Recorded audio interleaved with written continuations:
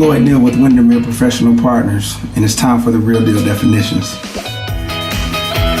All right, everybody, so today we are going to be talking about easements.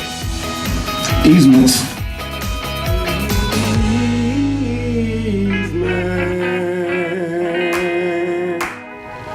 Easements. What in the world? You don't have permission to walk across my driveway like that. No, an easement is what you need. You need an easement. What's wrong with these people? All right, everybody, so today we're going to be talking about easements. There's going to be a lot of information, so I will be searching the comments for questions later on, all right? So an easement is the right or somebody given the correct permission in order to access or use somebody's property for a specific purpose, all right? So you have a couple different types of easements. What are they? You have an easement by grant, you have an easement by reservation, you have an easement by implication, and you have an easement by prescription. The easement by grant is generally just where I come to you as a friend and say, hey, my driveway is full of cars. Is it all right if I park my car inside of your driveway? You giving me that permission. Now we have an easement by grant. Don't get it twisted. An easement is written and recorded. So this is a step in the process, and I'm going to cover that later, but I feel like it's important to say it now. All right, so that is where the easement by grant portion comes in. An easement by reservation now comes whenever you no longer want to own your property. And as you're getting ready to sell the property, I come to you and say, hey, I'm worried about if you sell your property, I won't be able to still park my car here. So is there a way that we can have it recorded inside of the deed saying that I still reserve the right to park my car inside of this driveway?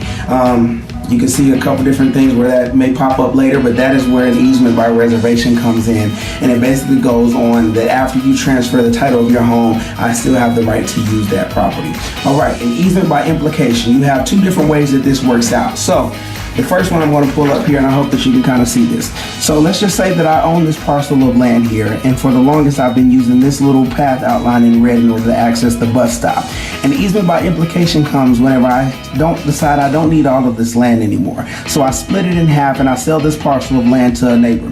Now, it's automatically implied that since I've been using this for so long that I still have access to this property in order to get to the bus stop. That is where the easement by implication comes in. As far as I've been using this for quite some time, there's no reason for me to change it, all right? That's one way that the implication factor comes in. The other way that that comes in is whenever we're talking about necessity. Let's just say that this is my house here and this is a river. As you see here, Steve's house or Beth's house, her property line completely surrounds mine. So it's automatically given, and the judge would more than likely say, yeah, we give him permission to use this because that's the only way that he would be able to exit his property. We see that sometimes whenever it comes down to the half houses. Your house is 1413 and a half, and your home is placed behind somebody who actually lives in 1413. You generally will have an easement to your driveway running on their property in order to be able to access your home and also to get out of the street.